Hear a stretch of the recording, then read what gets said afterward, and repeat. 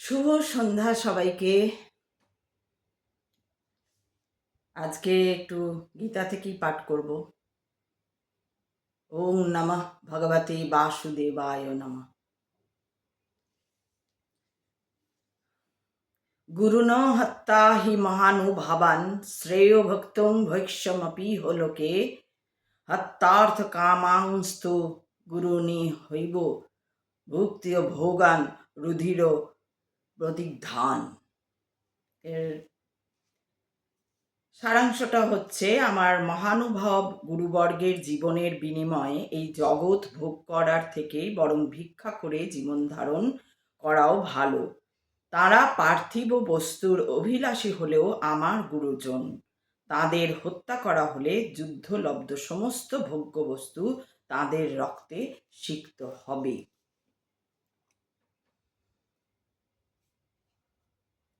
তো এইটার সঙ্গে এবার আমি আমাদের সাধারণ জীবনের চলার পথে যে সম্পর্ক এই শ্লোকটির সঙ্গে সেইটি আমি সেটা নিয়ে আমি কথা বলবো। অর্থাৎ এখানে দেখা যাচ্ছে যে গুরুজন যদি খারাপ হয়, অভিভাবক যদি খারাপ হয়ে যায়, গুরু যদি খারাপ হয়ে যায়, তার কাছে থাকার থেকে, তার সঙ্গ লাভ করার থেকে তাকে ত্যাগ করাই ভালো, এটা স্বয়ং গীতায় বলছে। এবং এটা যে সমস্ত মহাপুরুষরা ব্যাখ্যা দিয়েছেন জীবনের, তারাও এই কথাই বলেছেন। আমরা দেখতে পাই আমাদের এই সাধারণ জীবনে চলার পথে, আমরা কিন্তু এটা দেখি যে অনেক ক্ষেত্রে দেখা যায় যে অনেক বাড়িতে ছেলেমেয়েরা, সন্তান সন্ততিরা, তারা বাবা মা বা গুরুজনের দ্বারা বঞ্চিত হয়। কোথায় বঞ্চিত হয়? ভালোবাসায় বঞ্চিত হয়, কি বলে ওটাকে, সম্পত্তি থেকে বঞ্চিত করে দেওয়া হয় তাদের।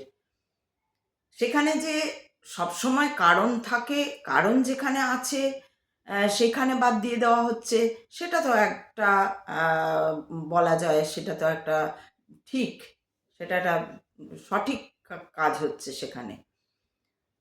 যদি কারুর সন্তান সেখানে সম্পত্তি নষ্ট করছে বা ভালোবাসার গুরুত্ব বুঝছে না, বা তাকে যা ভালো জিনিস শেখানো হচ্ছে সে নিতে পারছে না, সেই রকম যদি হয়, বা অলস, সে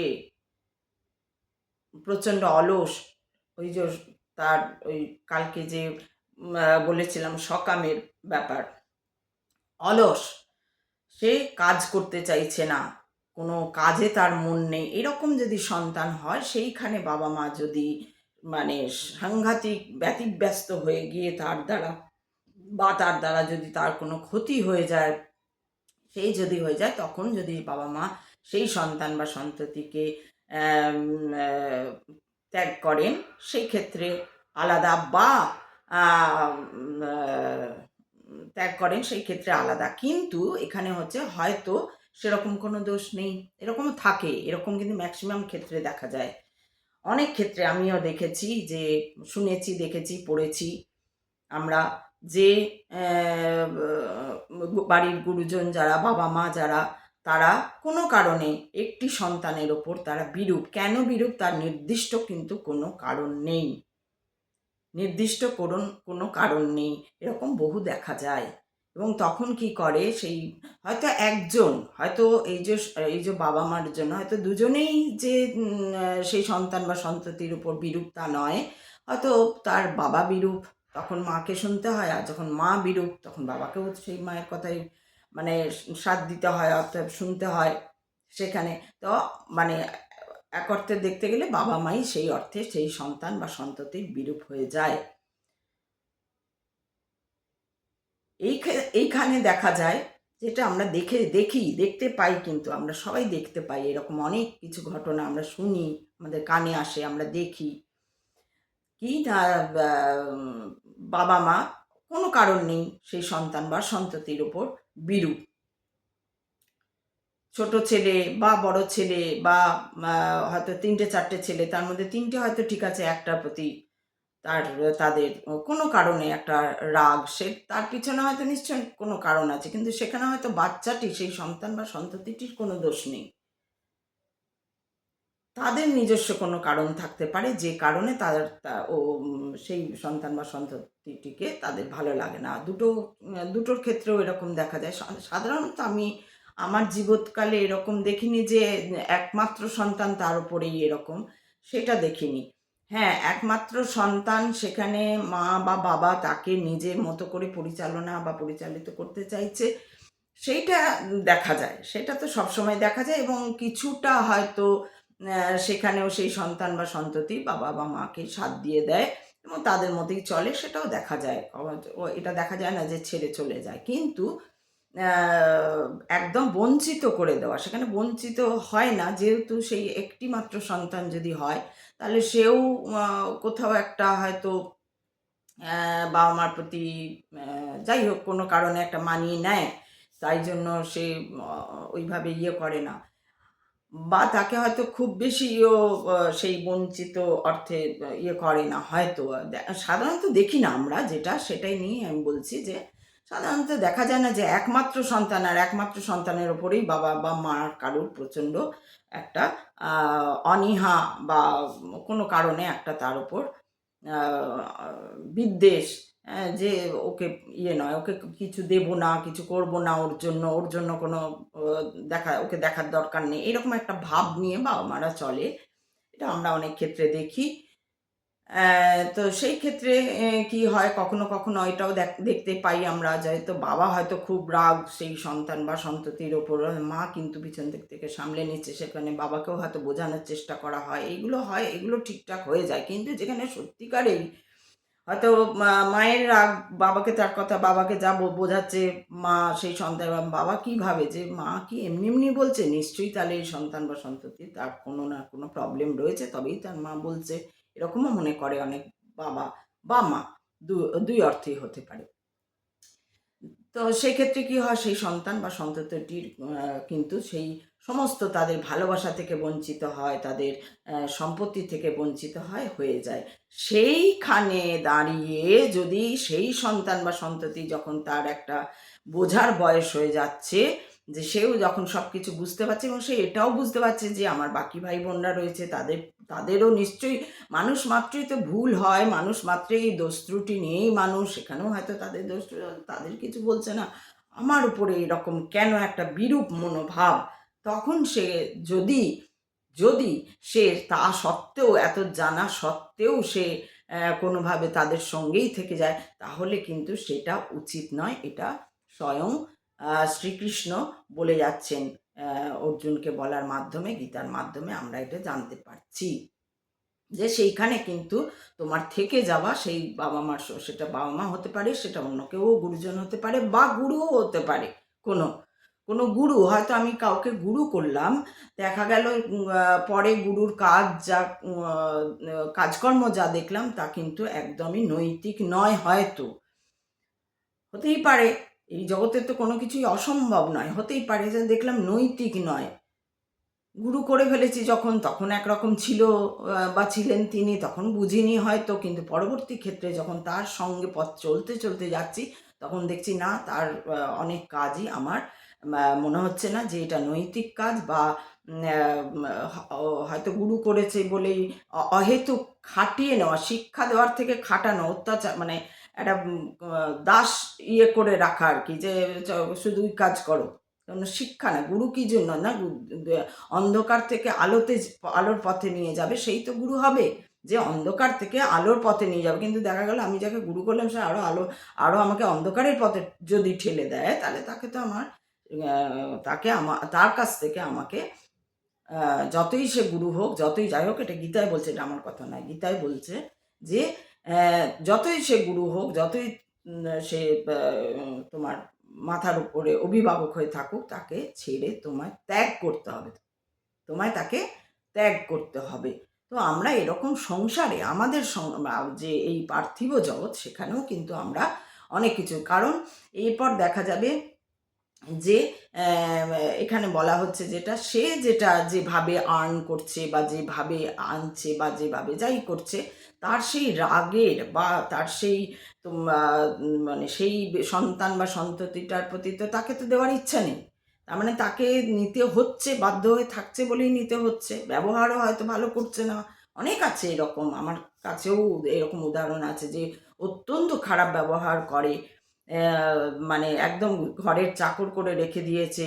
এরকম মাও আছে যে মেয়েকে ঘরের চাকর করে রেখে, কিন্তু এখানে যদি সেই মেয়েটি বা ছেলেটি যদি তার আত্মজ্ঞান না হয়, সেই জন্যই আমরা আত্মজ্ঞান হওয়ার জন্যই তো এই ধরনের গ্রন্থগুলো, কাব্যগুলো পড়ি, যাতে আমাদের আত্মজ্ঞান হয়। কিন্তু আমি ঠাকুর পুজো করলাম, আমার আত্মজ্ঞান হলো না, আমি থাকলাম সেই গুরুর সঙ্গেই, তখন তো সেই সেই পাপ তো আমার ঘাড়েও লাগলো। আমার তো হলো যা হবার হলো, আমি তো সারা জীবন একটু আলো দেখতেই পেলাম না, আমি অন্ধকার, আরও অন্ধকারে ডুবে যেতে লাগলাম।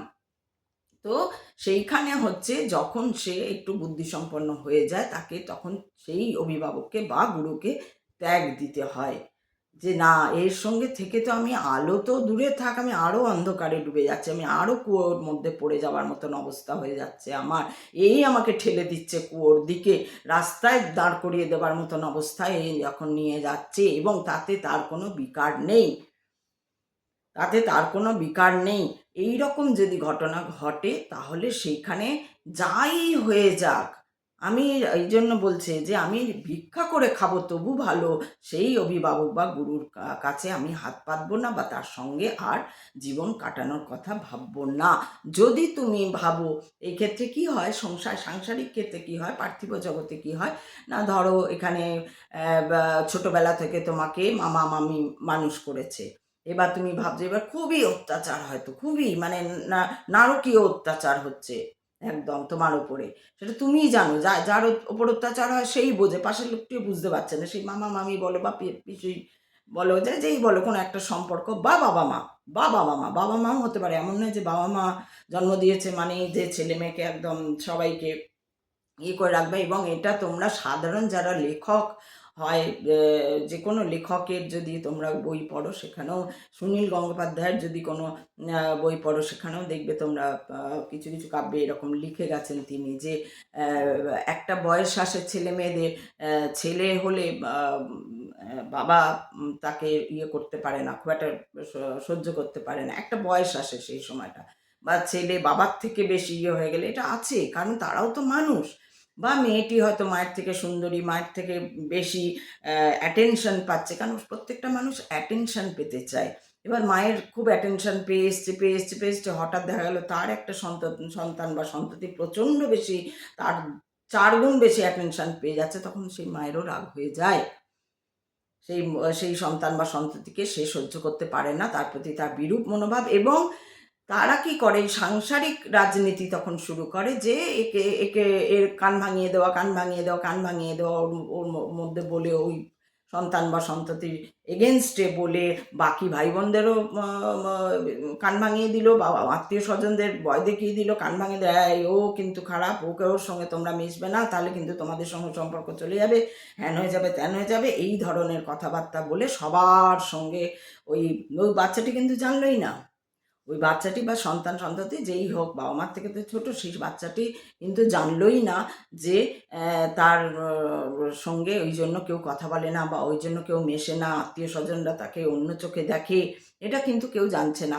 আত্মীয় স্বজন, পরিবেশ পরিজন সবাইকে এমনভাবে একটা ষড়যন্ত্র করে সেই সন্তান বা সন্ততির এগেনস্টে করে দিল, একটা ট্রিক্স খাটিয়ে, যে ওই বাচ্চাটা জানলো না যে ঠিক, বা জানলেও কিছু বলতে পারছে না, জানছে হয়তো সে একটা বয়সের পরে, হয়তো সেও, তারও বুদ্ধিশুদ্ধি হয়েছে, সেও হয়তো জানছে যে আরে এরা কেন এরকম করছে, অন্যান্য ভাই বোনদের সঙ্গে ঠিক মিলেমিশে রয়েছে, কিন্তু আমার প্রতি কোনো তাদের কেমন একটা বিরূপ মনোভাব, প্রথমে হয়তো সে ধরতে পারবে না, কিন্তু একদিন তো সে ধরতে পারবেই, যখন তাকে কুয়েতে ফেলে দেবে সে তো তখন ধরতে পারবেই, বা অন্য কেউ তখন তো, যখন তোমাকে স্বয়ং অভিভাবক হাত ছেড়ে দেবে, স্বয়ং গুরু হাত ছেড়ে, তখন তো অন্য ওইখান থেকে পরমাত্মা গুরু স্বয়ং নেমে আসবে এবং তোমাকে বোঝানোর চেষ্টা করবে, নিশ্চয়ই সেই পথ থাকবে খোলা, যে তোমাকে বোঝানোর চেষ্টা করবে, একটু দেখো, একটু দেখে চলো একটু অমুক, বা তোমাকে যে কোনো হোক, যে করে হোক সে বোঝানোর চেষ্টা করবে যে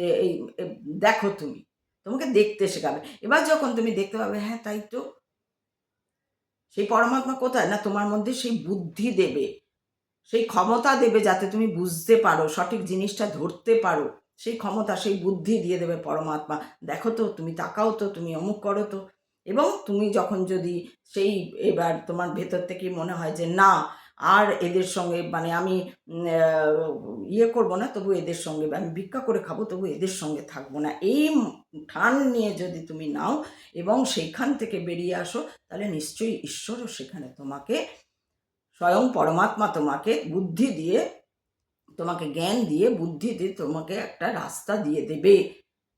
যে কোনো পথে সে তোমাকে নিয়ে গিয়ে আলোতে ফেলবে, আর ওই অন্ধকার থেকে উঠিয়ে নিয়ে গিয়ে তোমাকে আলোতে ফেলবে।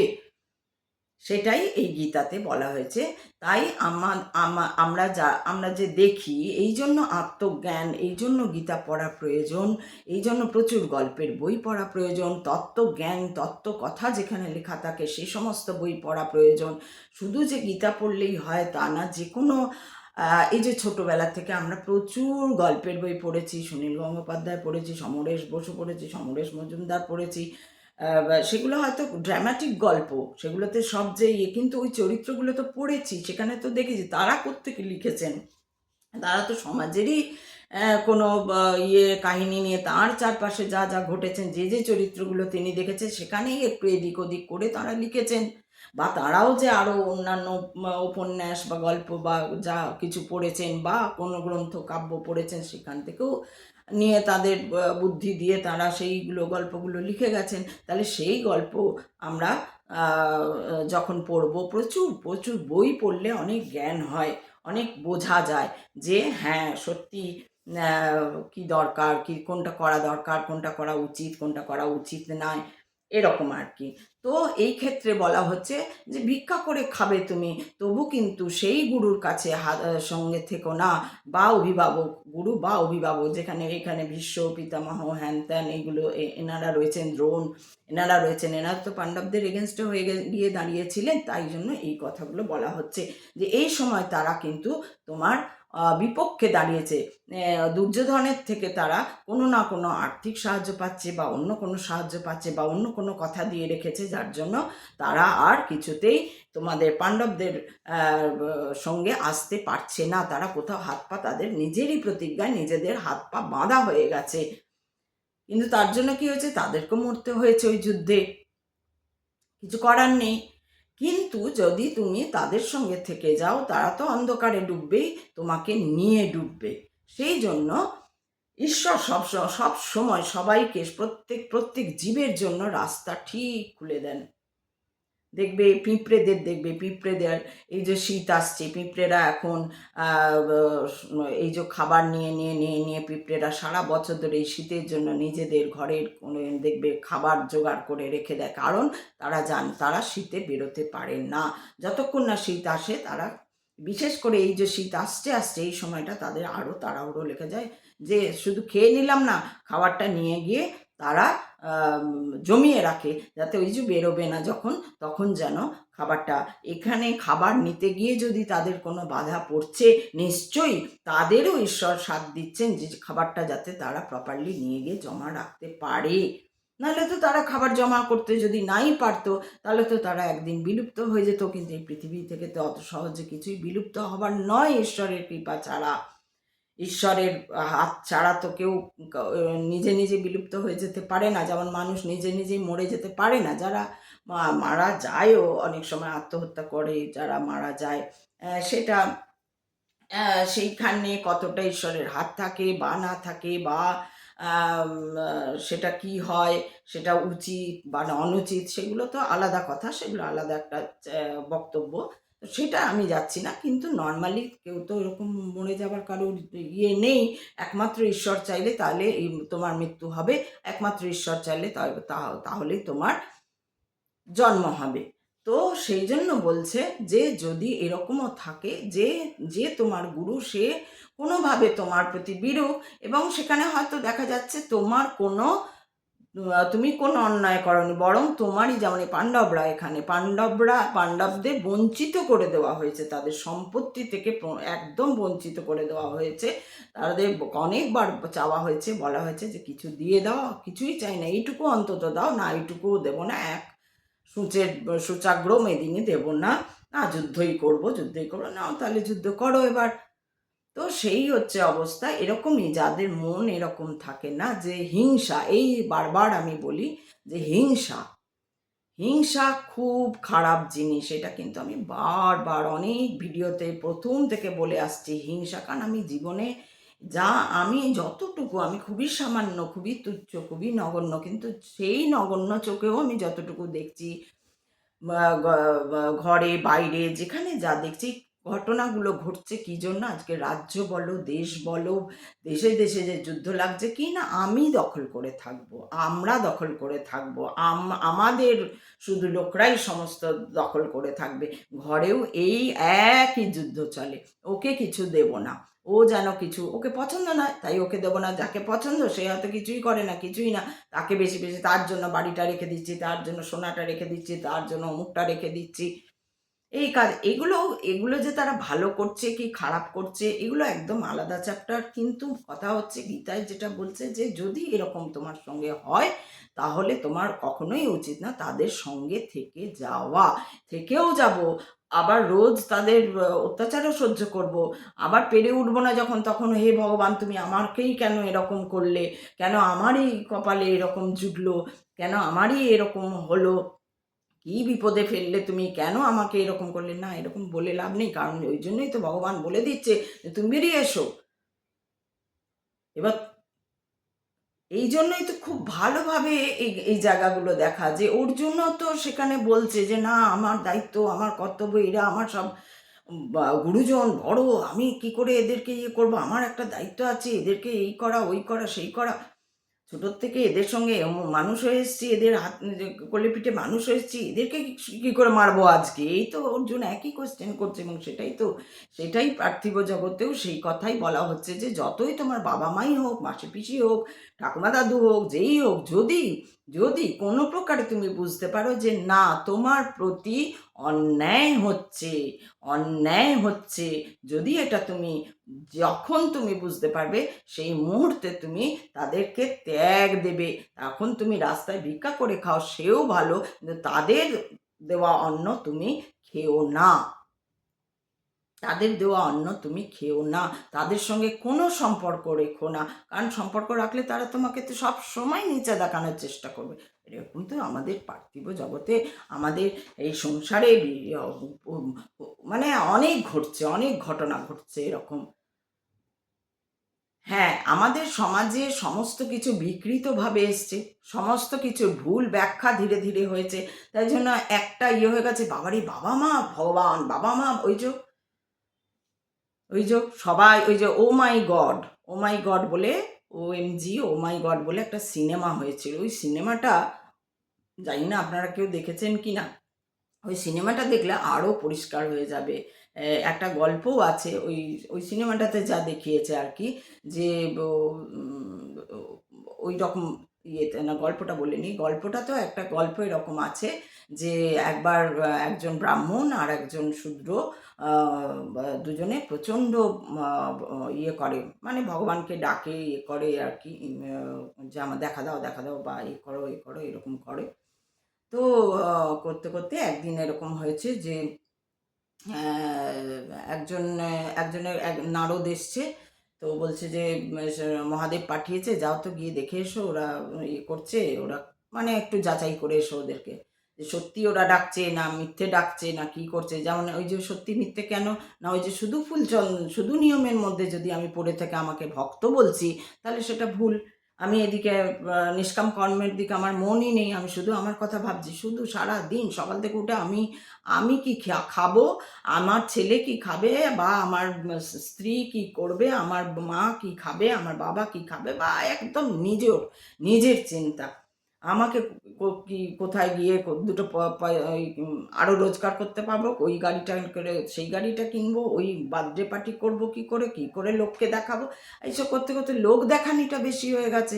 ইভিন পুজো আচ্ছা বিয়ে, যেখানে বিয়ে একটা মানে পুজোর মতো যজ্ঞ, যেটা আধ্যাত্মিক যজ্ঞ, বিয়েটা তো এমনি নয়, বিয়েটা একটা আধ্যাত্মিক যজ্ঞ, তাকে একটা ইভেন্টে বানিয়ে দেওয়া হয়ে গেছে।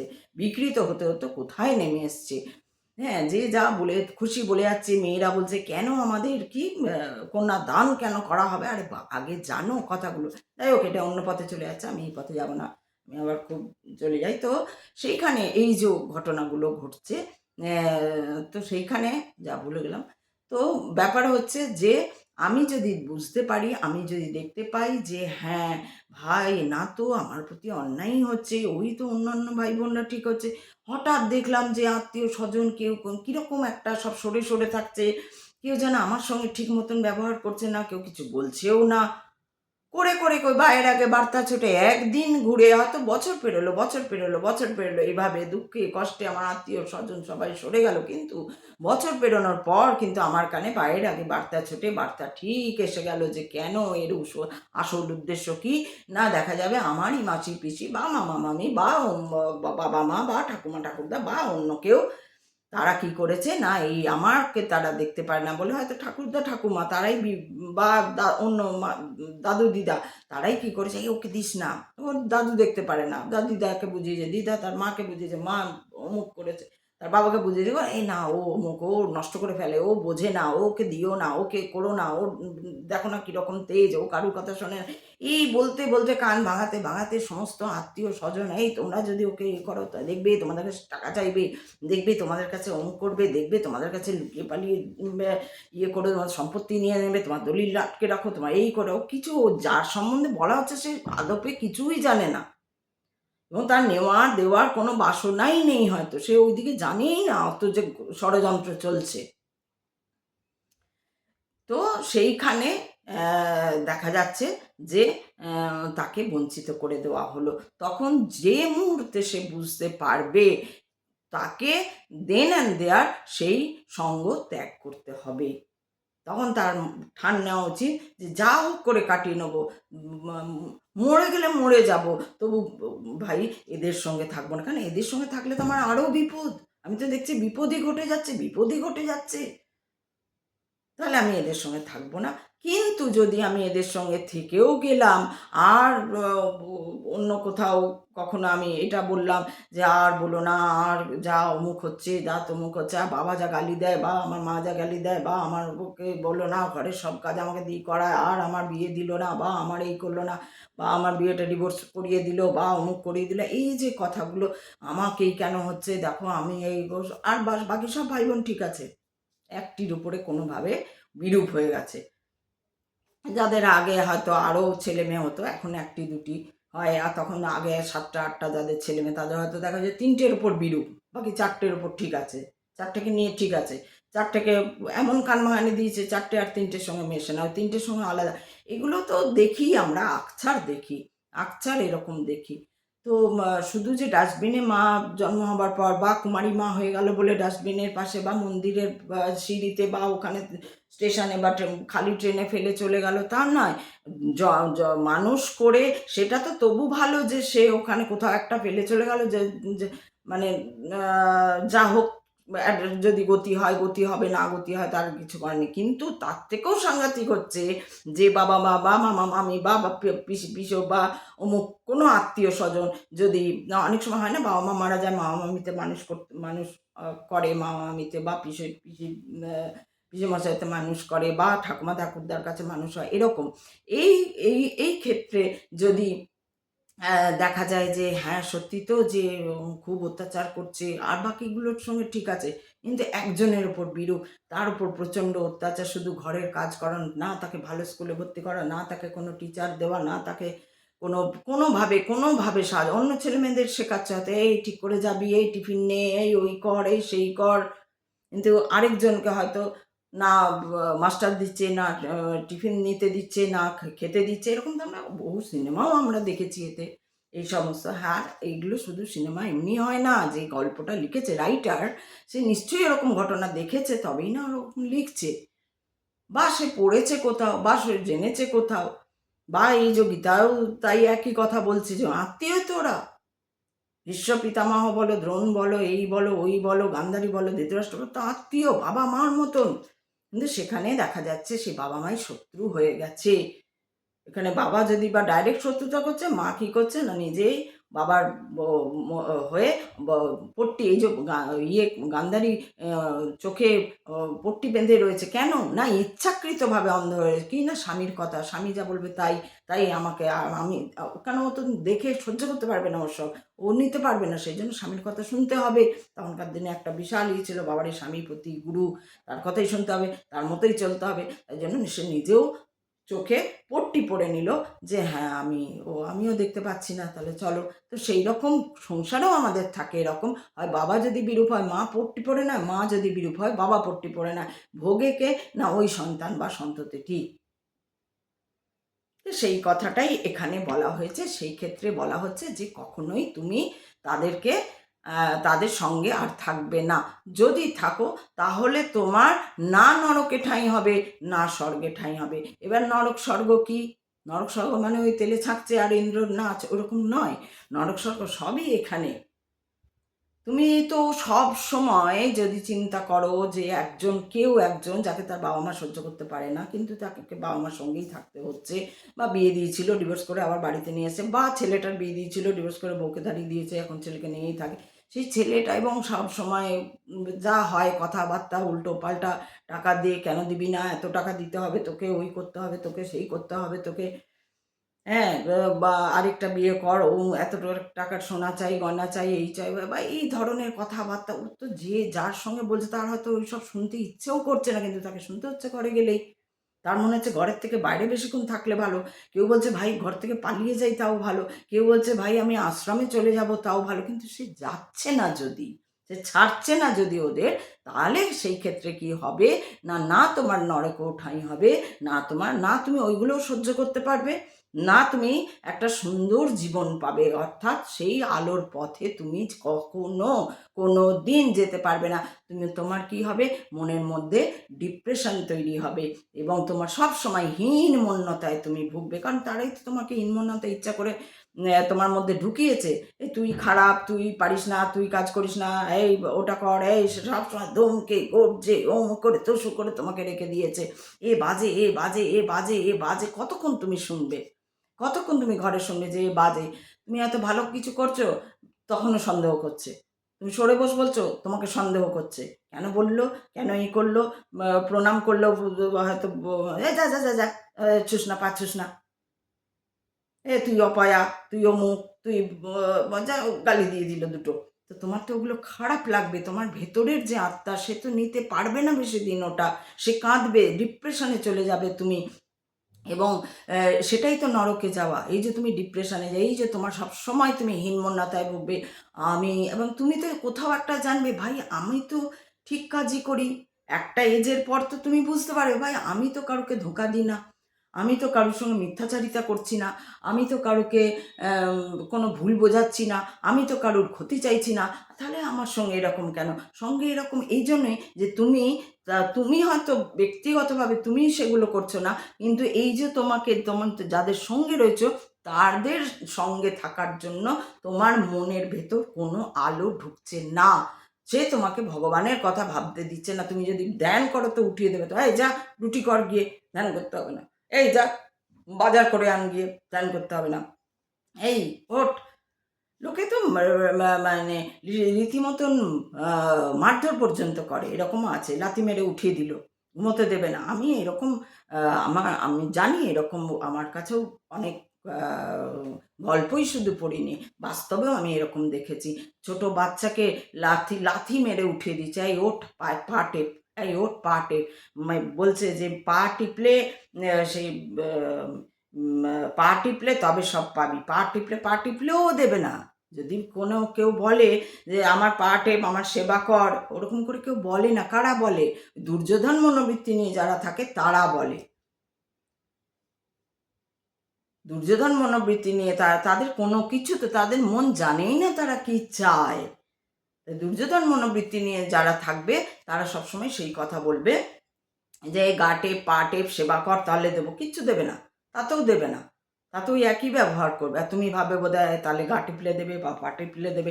যে ওটা বুঝে গেছে ভাই এ তো গা টিপলেও দেবে না পা টিপলে, যদি কেউ সেই বুদ্ধিটা পায়, যদি কেউ সেই ঈশ্বরের পথে থাকে, ঈশ্বর তাকে যদি এই আলো, যদি না ঈশ্বর তো আলো দেখাবে যে ভাই তুই পা টিপলেও কিন্তু তোকে, ওই যে দেখবে না কিছু কিছু সিনেমা থাকে বলে বলে যে এই করে দাও তাহলে তোমাকে, এই বলে দাও তাহলে তোমাকে ছেড়ে দেবো, বা এই করে দেবো।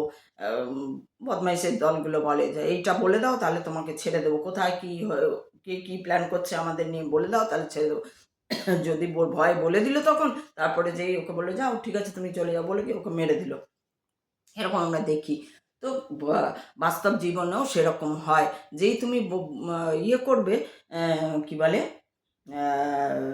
মানে তুমি ভাববে যে তাহলে না যতই হোক এরা তো আমার গুরুজন, এদেরকে ছেড়ে যেতে পারি, বাবা যতই হোক কেউ নেই, বয়স হয়েছে, বুড়ো হচ্ছে, বয়স হয়ে গেলেও তারা করছে, ছোটোর থেকেই করতে করতে এবার তো তোমার একটা সময় পাগল পাগল হয়ে গেছো তুমি, তুমি তো ভালো মানুষ, তোমার মধ্যে তো শুদ্ধ আত্মা রয়েছে, সে তো নিতে পারছে না একটা সময়ের পরে, তখন তুমি করছো না তুমি পালাতে পারছো না, তুমি থাকতে পারছো, তোমার তখন মানবিকতা জেগে উঠছে, যেমন অর্জুনের জেগে উঠছিল কি করে মারবো এদেরকে, বাবারে এরা তো মরে যাবে, যুদ্ধে এত লোক মরবে, সবই আমার লোক, আমার ভাই, কি করে মরবে, একসঙ্গে মানুষ হয়েছি, এই করেছি, ও খেলেছি, ওই মাঠে খেলেছি, সেই করেছি, একসঙ্গে এক পাতে খেয়েছি, একসঙ্গে ফুল তুলতে গেছি, কি করে এদেরকে এখন মারবো, ওই একই চিন্তা হবে।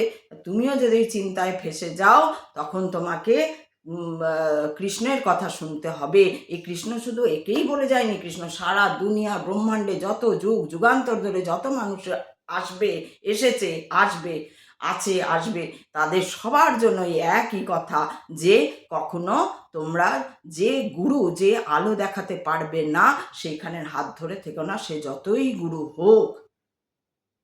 তাই তোমার মধ্যে সে কী করবে, নরক কোথায় না তোমার মধ্যে ডিপ্রেশন তৈরি করবে, তোমার মধ্যে হীনমন্যতা বোধ, আমি তো ভালো নই, বা আমি তো অমুকে, আমি তো লোকের এত ভালো করি, আমাকে কেউ ভালোবাসে না, আমি মিথ্যা কথা বলতে, এবং তখন ওইখান থেকে তোমার কি হবে, তুমি একটা রুগীতেই পরিণত হয়ে যাবে, তোমার মন সংকুচিত হয়ে যাবে এবং তুমি নিজেকেই কোথাও নিজে অপমান করতে শুরু করে দেবে, যেটা তুমি অজ্ঞান, তুমি জানোই না যে তুমি নিজেকেই অপমান করছো, তুমি আত্মাকে অপমান করছো, জীবাত্মা বা পরমাত্মারই অংশ হচ্ছে জীবাত্মা, জীবাত্মাকে অপমান করা বা তাকে অশ্রদ্ধা করা মানে হচ্ছে পরমাত্মারই অশ্রদ্ধা করা, তাহলে ঘুরে তুমি দেখা যাচ্ছে তুমি পরমাত্মারই অশ্রদ্ধা করছো। তাই মনকে কখনো সংকুচিত করো না, এই যে রবীন্দ্রনাথেরই একটা গান আছে, সংকোচের বিহ্বলতা নিজেরে অপমান, এই যে সংকোচ করা, ইস আমি তো ভালো কিন্তু আমার সঙ্গে কেউ করে না, আমি সব, এগুলো হচ্ছে হীনমন্যতা বোধ, এগুলো হচ্ছে প্রচণ্ডভাবে হীনমন্যতা বোধে তোমাকে ঘিরে দিয়েছে, আমি তো ভালো, আমি তো ঠিক বিশ্বাস করি, আমি তো ঠিক ওই করি, তুমি যদি সবই করো তাহলে তোমার কেন ভালো হবে না, কেন তুমি আলো দেখতে পাচ্ছ না, না নিশ্চয়ই তুমি কোথাও দেখো গিয়ে নরকের হাত ধরে আছো, যার জন্য তোমার মধ্যে ওই তো নরকই তোমাকে ঘিরে ধরে আছে, তোমার মধ্যে ডিপ্রেশন, তোমার মধ্যে ইনসিকিউরিটি ফিলিং হয়েছে, যার জন্য তোমার মনে হচ্ছে আমি তো বিশ্বাস করি, আমি বিশ্বাস করে ঠকি, দেবে ম্যাক্সিমাম মানুষের মুখে এই ধরনের কথা থাকে। তাই তুমি যদি কাউকে গিয়ে এই যে যারা অ্যাকচুয়ালি অ্যাস্ট্রোলজার, আমি তাদের কথা বলছি না, এরকম বহু ভণ্ড অ্যাস্ট্রোলজারগুলি ওটা আগেই গিয়ে বলে আপনি তো সবাইকে বিশ্বাস করেন খুব, তাও ঠকেন, হ্যাঁ ঠিক বলেছেন, একদম ঠিক বলেছেন, সঙ্গে সঙ্গে মনে হয়, কারণ সত্যিই তো হয়তো সত্যি প্রত্যেকটা মানুষের ভিতরেই তো একটা শুদ্ধ আত্মা রয়েছে, এইবার সে তো মায়ের পেট থেকে বেরিয়ে অশুদ্ধ হয়ে যাচ্ছে না, যদি না তার মা একবার শুদ্ধ আত্মা না অশুদ্ধ আত্মা থেকে থাকে, তাহলে তো সে শুদ্ধ আত্মাই বেরোচ্ছে, তাহলে পরে যা কিছু সে দেখছে শুনছে জানছে, সেখান থেকে সে অশুদ্ধ আত্মা হচ্ছে। এবার অশুদ্ধ আত্মা হয়ে যাবার পরে তুমি এবার অশুদ্ধ আত্মা যখন হয়ে যাবে কখন বুঝবে তো যে তুমি একটা অশুদ্ধ আত্মা হয়ে গেছো, না যখন তোমার মধ্যে এই বোধ কাজ করবে, আমি মিথ্যা কথা একদম বলতে পারি না কিন্তু তবু লোকে আমাকে দেখতে, আমি মিথ্যা কথা বলতে পারি, এই যে অহংকার, তোমার একটা অদ্ভুতই একটা অদ্ভুতই সংকোচের মধ্যে দিয়ে তুমি নিজেকে অপমান করছো যে আমি মিথ্যা কথা বলতে পারি না, তো ওই জন্য আমার সঙ্গে কারুর বনে না, আমি ভীষণ সত্যি বলি, বা আমি ভীষণ অমুক করি, বা আমি সব বিশ্বাস করি, বা আমি লোকের জন্য এত করি। এগুলো হচ্ছে হীনমন্যতা। তুমি করেছো, যদি করেছো, তুমি করছো না তাতেও তোমার খারাপ লাগা ভালো লাগা অমুক লাগার কিছু দেখা যাবে না। তুমি বলতে হবে তো ভাই, তুমি জানবে যে তুমি কোন পথে আছো। তুমি যদি আলো দেখতে পাচ্ছ, তুমি আলোর পথে যাচ্ছ, তোমাকে আর বলতে হবে না। হ্যাঁ, তুমি ফিল করবে যে হ্যাঁ এটা আলো, অন্ধকারে ছিলাম, এইবার আলো দেখতে পাচ্ছি, সেটা তোমার মধ্যে ফিল হবে। সেটা তুমি পাশের লোককেও, সে তোমার যতই আত্মীয় পরমাত্মীয় হোক, যতই ভালোবাসার লোক হোক, তুমি তাকে বোঝাতে পারবে না যে ভাই আমি আলো দেখতে পাচ্ছি। কিন্তু তোমার মধ্যে আলোর যে জ্যোতি যখন ঠিকরে বেরোবে, তখন তোমার পাশের মানুষটি এমনিই বুঝতে পারবে ভাই কিছু তো আছে, এই তো জ্যোতি বেরোচ্ছে দেখছি, কিছু তো আছে। অথচ একদিনে তো জ্যোতি বেরোয় না। তাহলে নরক কোথায়? নরক এখানে। ওই যে তোমার সংকুচিত মন, ওই যে সংকোচের বিহ্বল হয়ে গেছো, সংকোচনে তুমি আর নিজেকেই অপমান করছো। আমি তো সবার ভালো করি, আমি তো সবাইকে বিশ্বাস করি, কিন্তু বিশ্বাস করি আমি ঠকি, কিন্তু আমাকে কেউ ওই জন্য পছন্দ করে না, কি না আমি মিথ্যা কথা বলে না, হতেই পারে না। তুমি সত্যি কথা সৎ, তোমার মধ্যে সততা কি করে না, একদম মারাত্মক স্ট্রং করে দেয়। সততা, ভক্তি, এগুলো কি করে? এগুলো আলো। সততা একটা আলো, ভক্তি একটা আলো, জ্ঞান একটা আলো। যোগার মধ্যে দিয়ে আমরা কি, কেন যোগা করতে বলা, যোগা করতে কেন বলা হয় না? ওটা একটা আলো, তোমাকে ফিট রাখবে। বিবেকানন্দ কি বলছেন যে সুস্থ থাকতে হবে, একদম সুস্থ থাকতে হবে। তুমি সুস্থ, তুমি এক গাদা ওষুধ খাবে, তুমি এই করবে। হ্যাঁ, যাদের কোনো একটা ঘটনাচক্রে খেতে হচ্ছে, সেখানে আমি বলবো না। যেমন আমার ছেলেকেও তো ও এমন একটা অ্যাঙ্কিলসিংয়ের জন্য ওকে ওষুধ খেতে হয়। তো কী করা যাবে? ওটা ও কিন্তু ওষুধ খাচ্ছে বলে ও হীনমন্যতায় ভুগছে না। আমাকে ওষুধ খেতে হচ্ছে, ও হীনমন্যতায় ভুগছে না, হয়েছে ও যথেষ্ট ভালো আছে, ব্যায়াম করছে, ওই করছে, তাই করছে, তাই যেটা করা দরকার সেটা করছে। এই যে ওষুধ খেতে হচ্ছে বলে তোমাকে হীনমন্যতা না, তোমাকে কি করে আমি সুস্থ থাকবো। আমার একটা এমন একটা রোগ হয়েছে যেটা হয়তো কোনো দিন সারবে না। আমি জানি আমার স্পন্ডিলাইটিস হয়েছে, আমার কোনো দিন সারবে না। তো কিন্তু আমাকে একটু ব্যায়াম করেই যেতে হবে। এই যে আমার ভুঁড়ি হয়েছে, আমাদের মেনোপজে থাকলে ভুঁড়ি হয়ে যায়। তো সেই আমার টেন্ডেন্সি এরকম আছে তার মধ্যে, তো ভুঁড়ি হয়ে গেছে। কিন্তু আমাকে তার জন্য প্রচুর, একটু আধটু না, প্রচুর হাঁটতে হবে, প্রচুর চেষ্টা করতে হবে, প্রচুর ব্যায়াম করতে হবে। আমি করবো না তো আমার বেড়ে বেড়ে বেড়ে আরও একদম চেহারা এই হয়ে যাবে, বাজে হয়ে যাবে, রোগ হয়ে যাবে, তার থেকে রোগ শুরু হবে। ওবেসিটি মানেই রোগ, অন্যান্য রোগ হবে। তো এইগুলো জানতে হবে। এইগুলো যদি আমি না করি, তার মানে আমি অন্ধকারে থাকছি, তার মানে আমি হীনমন্যতা, ডিপ্রেশন, অর্থাৎ আমি নরক। আর যদি আমি আলোর পথে যাচ্ছি, না আমাকে ফিট থাকতে হবে, আমাকে সুস্থ থাকতে হবে, বিবেকানন্দ বলেছেন সুস্থ থাকতে হবে, আমাকে রোজ ব্যায়াম করতে হবে, আমাকে রোজ হাঁটতে হবে, আমাকে রোজ অমুক অমুক জিনিসটা খেতে হবে, এই করতে হবে, তাই করতে হবে, এগুলো আমরা নিজেরাই নিজে জেনে যাই। আবার যদি না জানতে পারি, তো এখন তো ইউটিউব রয়েছে, এই রয়েছে, আমরা অনেক কিছু দেখে আমরা শিখতে পারি, জানতে পারি। এছাড়া বই রয়েছে, বই পড়েও আমরা জানতে পারি। তো নিজেকে কোনোভাবে আমি ডিপ্রেশনে যেতে দেব না। ডিপ্রেশনটা কি না, নরক। কি করে তৈরি হচ্ছে না, তুমি নরকের সাহায্য রয়েছে ওই জন্য তৈরি হচ্ছে। তুমি ছেড়ে দাও, তুমি নিজের মতো থাকো, আনন্দে থাকো, গান গাও, নাচ করো, আঁকো, উল বোনো, কাপড় জামা বানাও, যা তুমি পারো, তোমার যা ক্রিয়েটিভিটি তোমার মধ্যে যা কিছু আছে, শৈল্পিক মন তোমার, যা যে যে ব্যাপারটা নিয়ে তোমার স্কিল আছে, তুমি তবলা বাজাতে জানো, তুমি ভালো ঘর গুছার ইন্টেরিয়ার জানো, তুমি অমুক বানাতে জানো, তুমি তমুক বানাতে জানো, জিনিসটাকে ছড়িয়ে দাও, নিজে শেখো, করো, এবং ঠান নিলে কি না পারা যায়।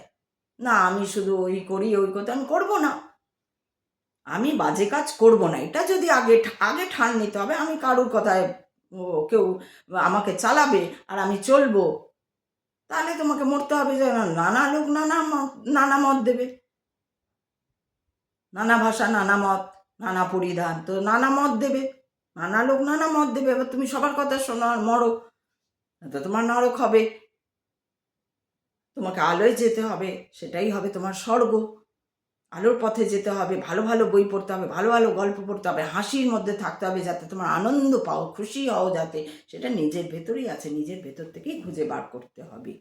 এটাই এই গীতার এই শ্লোকের এই যে ব্যাখ্যা, এটা হচ্ছে আমাদের সাংসারিক জগতের সঙ্গে সেই ব্যাখ্যার যা মিল, সেটাই আমি আজকে বললাম।